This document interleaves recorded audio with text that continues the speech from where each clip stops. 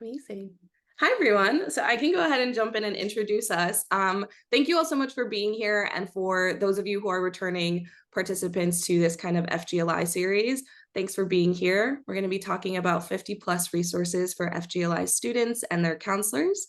We'll go into a quick introduction on ourselves, but really just wanting to share space and just express gratitude for your participation this year. We're really excited to plan out this webinar series for 2025.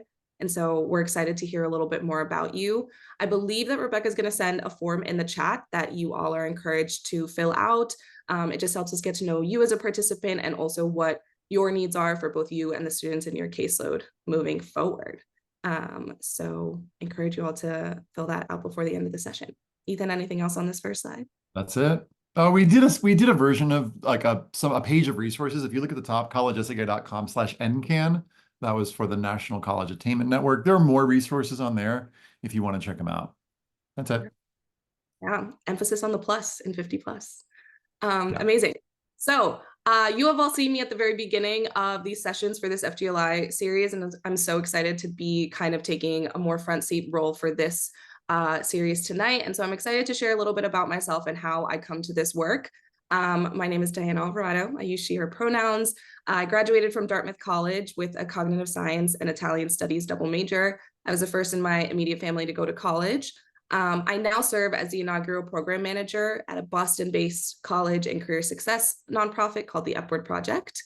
And when I was in undergrad, I did a lot of just work in college access, particularly for rural first-gen students. And I was a two-time student director for a college access program called SEED, working with students in the New Hampshire and Upper Valley area. In terms of just kind of the other identities I bring to this space, I am a proud daughter, first generation, both college student and American, ethnically Ecuadorian, and so really feeling super proud about that heritage. I'm multilingual, multicultural. I'm from Queens, New York, so I come from kind of an urban first-gen background. I'm a radical optimist. I really believe in leaning into joy and positivity, especially in a particularly bleak world. I am both a mentee and a mentor. And as a relatively young person in the education space, I feel really proud and excited to say that I'm like just getting started, and I enjoy continuing to learn always from amazing people like Ethan Sawyer, who I will let introduce himself.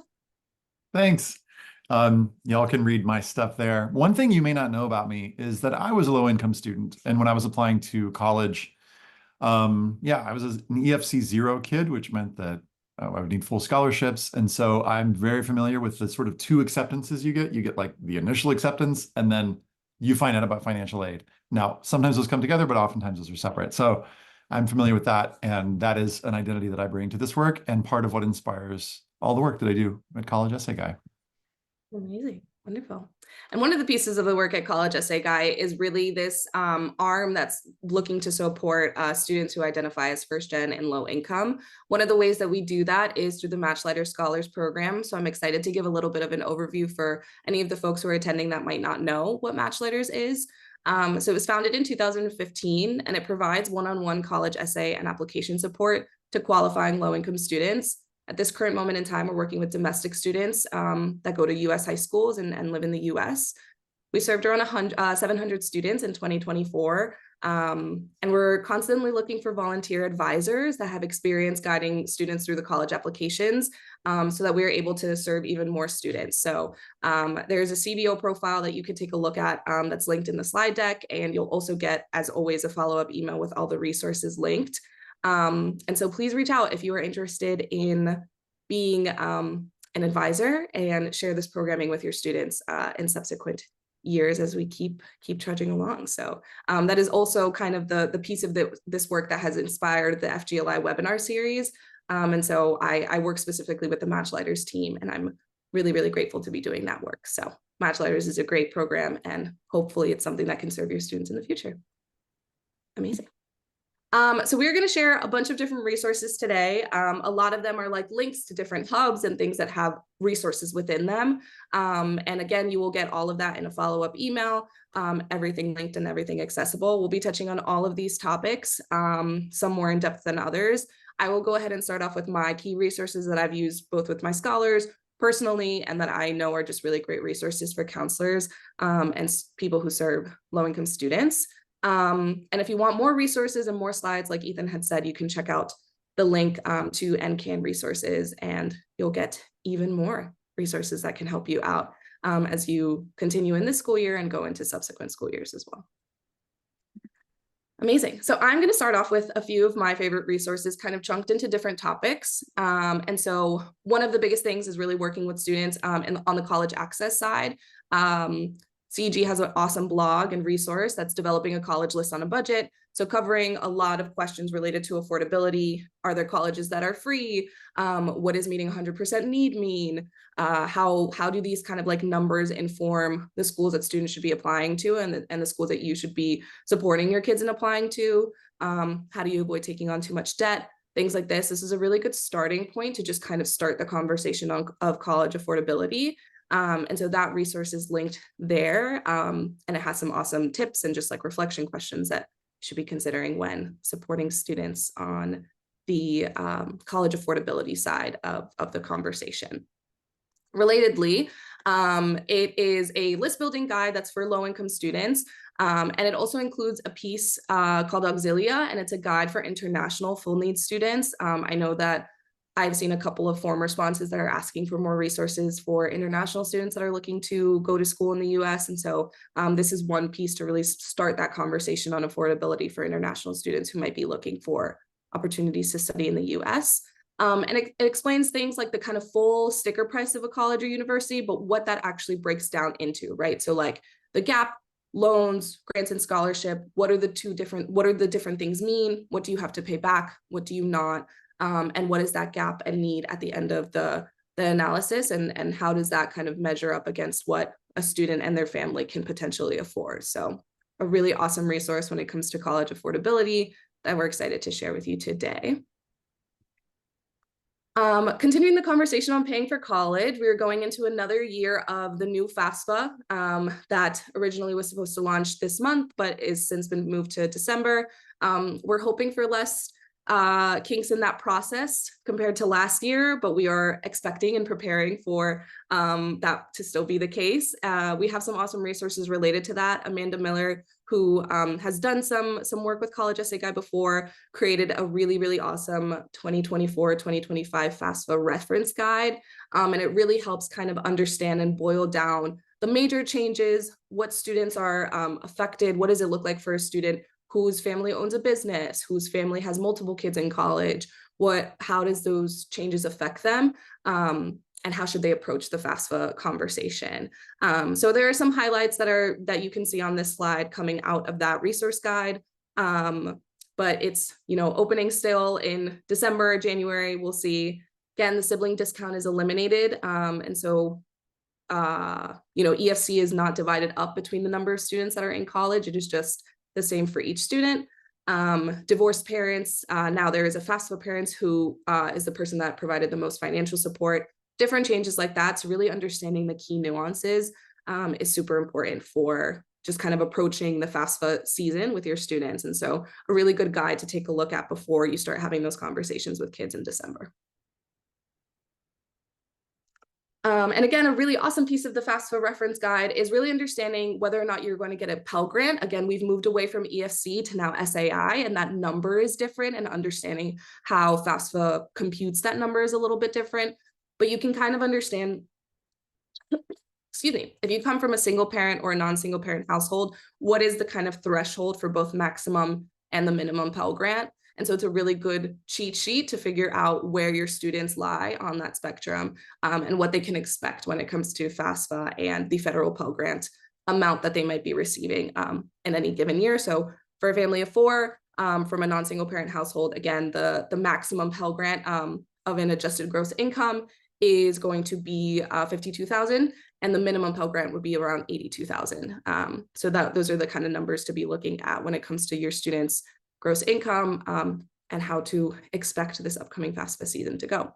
So happy to kind of answer any questions related to FAFSA. Another really awesome resource that I can also link in the follow-up email is You Aspire. They are constantly doing really awesome workshops and trainings when it comes to FAFSA. I actually went to one this week, which was really informative. So another great organization to look into if you're looking for more professional development and resources related to FAFSA and other CSS profiles, other financial aid profiles as well. Another initiative that Matchlighter Scholars Program is launching, which we're really excited about, and continuing into 2025 ideally, is the Being Not Rich Guides. So I'm excited to share a little bit about what that looks like and how you can potentially play a role in it moving forward as we continue building out this project.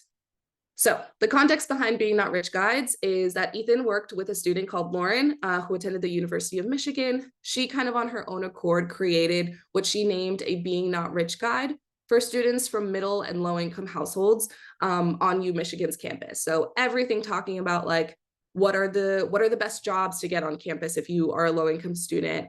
What does housing look like? What are food resources during breaks or during when classes aren't in session where you can get food and other essential resources that you may need. So it's really just an all-encompassing guide on navigating life on a college campus when you come from a low or middle income background. And it was a really great concept and initiative that was launched earlier a couple of years ago. Ethan did a podcast episode, which is also going to be linked in the resources that you can definitely check out, just kind of hearing more about Lauren's why. And since then, Matchlighters has really been organizing a movement to bring these guides back to life, providing more grassroots support for first-gen and low-income students across America, really approaching this idea in like a for students by students way. So not really with any institutional intervention. It is truly something that students are doing on their own and recruiting volunteers to create these resources for their campuses based on what they see the needs are as a student on that respective campus. So a little bit more about the how. So Matchlighters currently is approaching this by recruiting undergraduate, what we call student liaisons, to generate a team of volunteer guide contributors. These guide contributors are reflecting on and sharing experiences on their campus and researching and consolidating resources, again, on topics ranging from employment, research opportunities, housing, seasonal and professional clothing, social life, and way more topics. We currently have Being Not Rich guides in the works at schools like Yale University and UC San Diego. We're really looking to expand the schools that are starting these BNR guides going into 2025. But right now we are operating off a student liaison model, and these student liaisons are paid for their time and the organization efforts that they are doing to really bring these guides to life. So how can you all potentially help in this initiative? If you work at a college, university, or if you serve and support first-gen low-income students who are off to these particular schools that could be useful in having these Being Not Rich guides, we really encourage you to fill out our interest form, which is also going to be sent to you in a follow-up email. Again, we would just love to hear a little bit more about who you are, what students you have in your caseload that are off to college and university, and if they'd be interested in participating in something like this moving forward. Or if your school has some sort of alumni or student success initiatives where you are consistently working with your alums who are at college and university, connecting us with juniors and seniors at these schools could also be really helpful to have them serve as these student liaisons. So if you're interested, if you know students who are looking to make a little bit of extra money and would be good to kind of start off this process at their college or university, we really encourage you to support us in that way. So you can check out the form there as well for some more information. Okay, so going into some other resources that are just really awesome to have in your back pocket, chunked into different sections of the kind of college application timeline. So pre-college, when it comes to supporting your seniors that are off to college or university in the subsequent school year, really just helping them socio-emotionally transition to college. I think there's a lot that's discussed when it comes to the hidden curriculum and how do you really prepare students for that culture shock that they might experience when they're off to college or university in the fall. And so some different ways that I really recommend engaging with your students even after they've received an acceptance letter is scenario-based discussions and kind of gamifying college student success, really having open conversations with students about the realities of what it looks like to transition to a college campus, what their needs might be, and how to be the best self-advocates for themselves, especially when you will not be working with them one-on-one as often as maybe you are when they're in the high school setting. One of the really awesome organizations that I've worked with in the past is the Opportunity Network. They have some awesome lesson plans, modules, and curriculum on everything from college and career readiness. So exercises on mimicking time management in college, how to navigate the anatomy of a college campus, what different offices mean. And all of it is broken down in that there's an icebreaker activity at the beginning, there's a curriculum, and there's a reflection activity at the end. So Opportunity Network is a really great organization that does this work, and I encourage you to check them out if you are interested in building out a curriculum for your seniors after they've been accepted to a college or university. Again, really kind of filling in the gaps between when they get the acceptance letter, when they graduate, and when they step foot on a college campus. The biggest thing is making sure that students are empowered and knowledgeable about all of the things that they need to know from their college transition. So our organization has piloted a high school to college transition guide. There's a similar version from Washington Gear Up that can serve as a really good model for what the transition guide could look like for your particular students in your caseload and at your high school. But everything from questions like, have you waived your health insurance? When do you have to take placement exams? Which placement exams do you want to take? Have you filled out your housing form? What does it look like to meaningfully fill out your housing form? Are you engaged with students? Are you joining the Facebook groups, the accepted student groups? Are you starting to really kind of make the strides to really start to transition to your college campus? It can be a really good way to kind of create your own checklist for students that they can work with you on in that time between when they've received their acceptance letter and are confirmed to go to the school and when they step foot on their college campus. And lastly, really just building off of that point, sponsoring connections between students prior to college arrival so that that first kind of experience on campus isn't as daunting. A lot of institutions are doing really awesome work, everything from pre-orientations to first-year trips. But if a school doesn't have that, really sponsoring different ways to connect your students with students that are going to be going to the same schools as them. There are some virtual platforms, like one called Near Peer. CSUN has done a study on the kind of effect of belonging and FGLI student success. Students at CSUN who participated in Near Peer and met at least one meaningful connection through that were way more likely to persist and graduate within 6 years from CSUN versus students who maybe went into it not knowing anybody on their college campus and not feeling connected to their campus or their campus community. So really kind of addressing the socio-emotional needs of belonging and how students form healthy relationships. I think us as counselors being the first kind of person to introduce those concepts to them can be really helpful and crucial to their success in their first year and beyond. So college success resources. If you happen to come from a school that is still touching base with students after they graduate from high school, here are some awesome resources that we really recommend that you share with your students in terms of college success.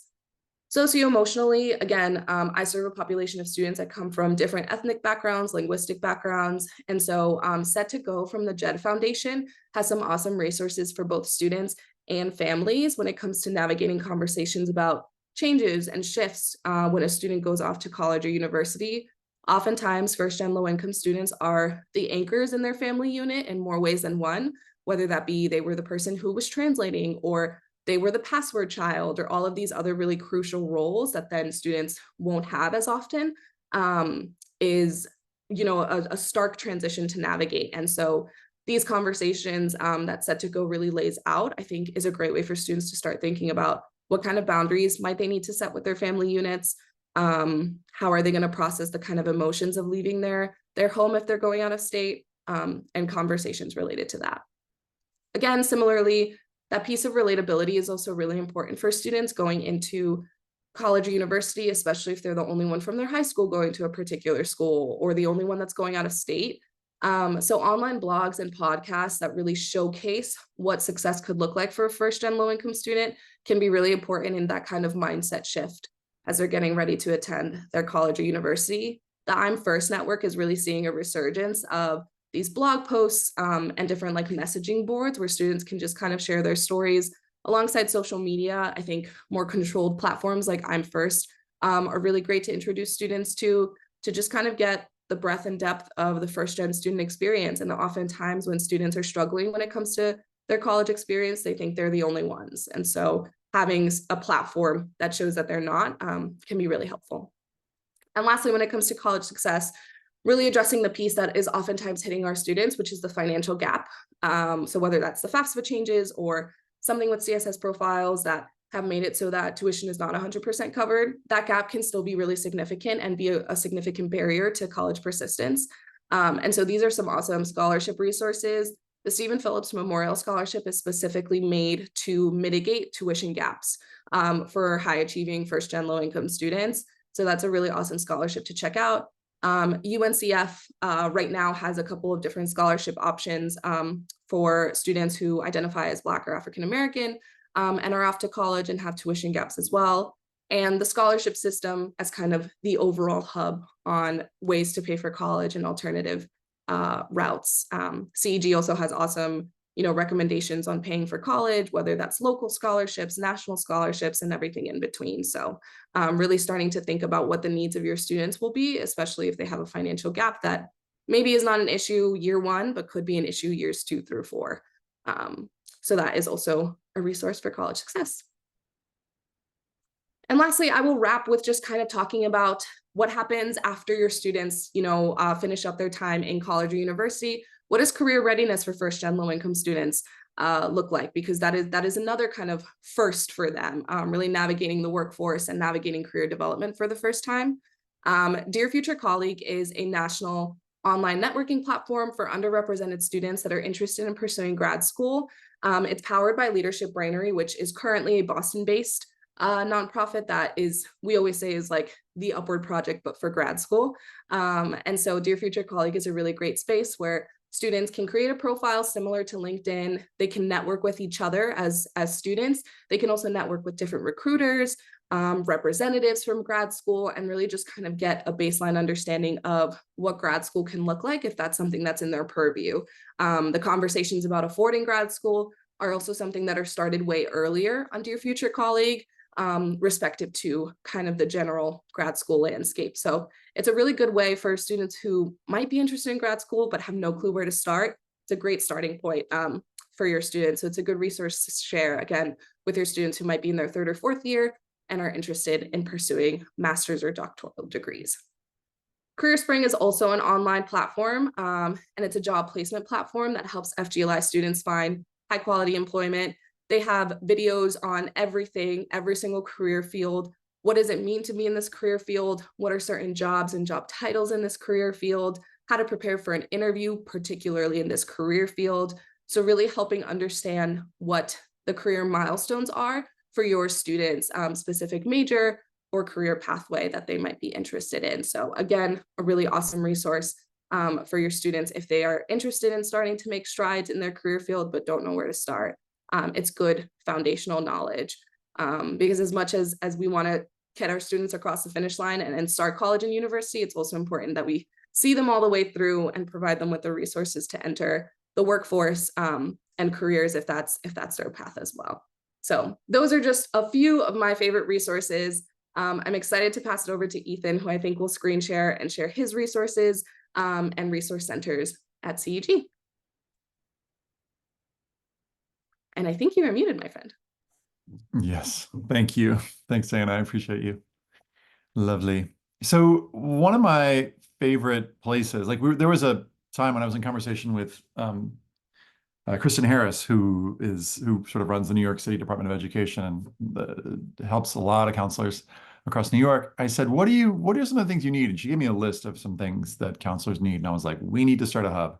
So we started this public and charter school counselors hub. And what you'll see here is essentially some of my /our/the community's most desired and favorite resources. So for example, and this is for folks who are maybe just starting out in the office, trying to figure out which books should I get, or what are the blogs and podcasts that I should check out. So we've got those. My favorite one is these email templates. So one of the things Kristen said is she's like, emails are such a thing. They're such a big lift for counselors. So we put together a set of email templates that if you, like right now, for example, it's October, and we're trying to figure out, okay, what do we email to, for example? You're not screen sharing. I don't know if you meant to be, but you were not. Oh, my screen is not sharing still? No. So wild. That's really weird. Zoom was telling me that it was screen sharing. Is it screen sharing now? All right, funny. Okay. So essentially we created this Google Drive that it's October. You click in October and we're like, what do we say to our, well, let's just say all grades. Let's say there's an email going out. If you click in here, you'll see essentially Google Doc templates, and templates in the sense that like you can just take the content on here and then copy and paste. It's taking a while for it to load because I've got all these tabs open, but essentially it's content that you can copy and paste, there you go, into your own email, and you can delete the ones you don't like and you can put in more that you like, and it's got the stuff sort of ready to go. So you could just be like, hi, name of your students, just check it in with some resources that are perfect for this time of year. And then boom, for ninth graders. And it just sort of makes it hopefully a lot easier. And those you'll find at the top of this charter school, public charter school counselor hub right here. We've also got some really easy to use social media templates for promoting events, flyer templates for, you know, hey, we're promoting a thing that's happening next week. We've got our FAFSA day coming up, promoting that. There's a guide here into creating a great school profile. I'll say more about that in a little bit. Things like, you know, what students should be doing when, some exercises for applications. What even is the Common App? You know, different applications, sort of the basics for the UCs and Cal States. And then we've got some basics when it comes to testing and financial aid. And, you know, looking at all this, it's like, wow, this is a lot of stuff. Now for counselors, this is the one I would say to bookmark because you can kind of see that there's like all the things.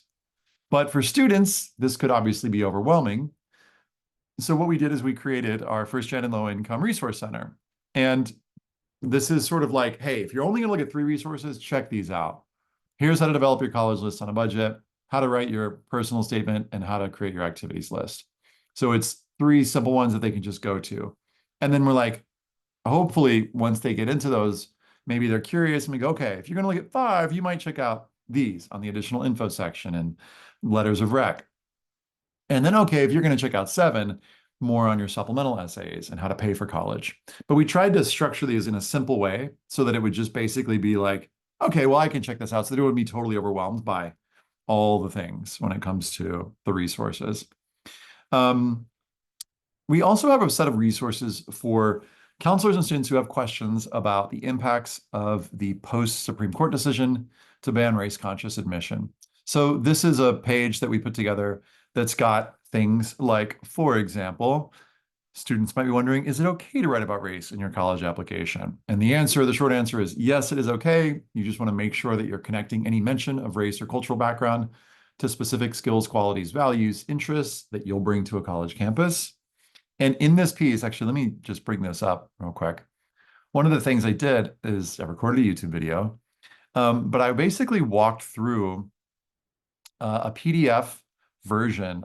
In this PDF, I walked through an application written by a student that I worked with a couple of years ago, where she talks specifically about her cultural background and connects it to specific, what the Supreme Court decision calls qualities of character, but it's skills, qualities, values, and interests that she'll bring to a college campus. So in this section here that I bolded, here, some of the qualities that she shows are love, wonder, ability to, take perspective. Here she demonstrates courage, leadership, commitment to helping others. So what this does is it breaks down not only the personal statement, but then her activities list, her additional information section, and supplemental essays. So it's a really thorough job. Or, you could make this a whole session where you just walk students through like, hey, here's how to, and there's also just a lot of great lessons in this application about how to just bring more of yourself into the application. So just to track back for a second, that's in this one. Is it okay to write about race in your college application? For students who are wondering, what do I even write about? What sides of myself should I bring? There's a really great exercise here called the If You Really, Really Knew Me exercise.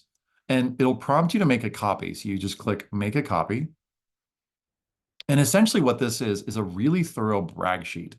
By brag sheet, I mean that thing that we ask students to fill out anyway, that asks for information on their family and culture and identities and school history.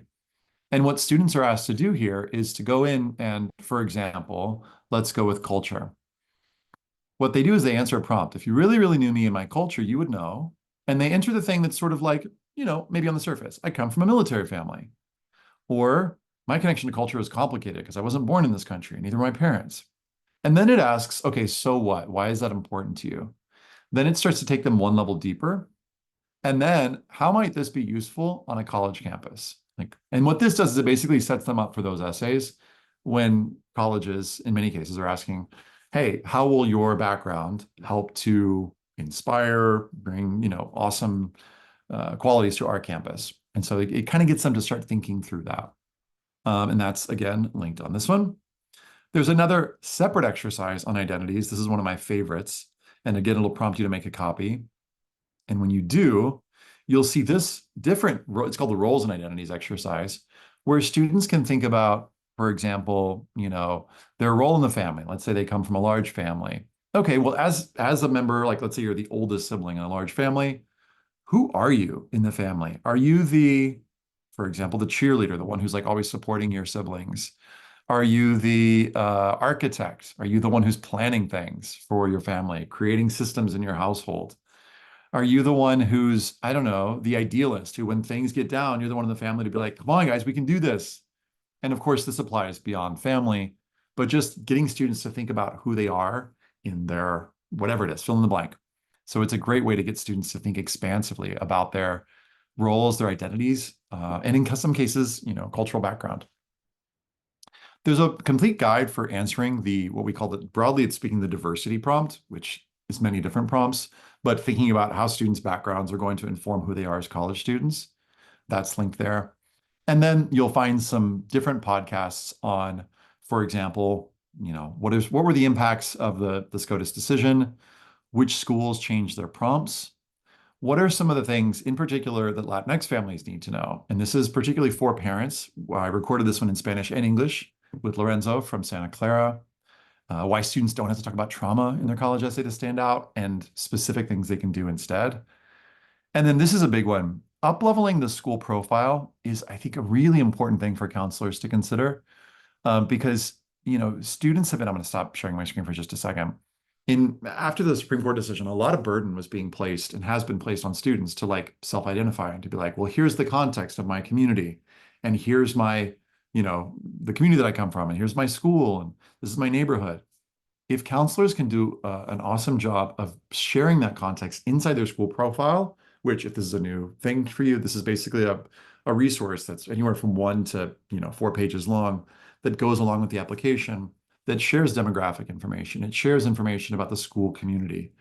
It gives context for the reader to understand, okay, I see the context that the student is working in.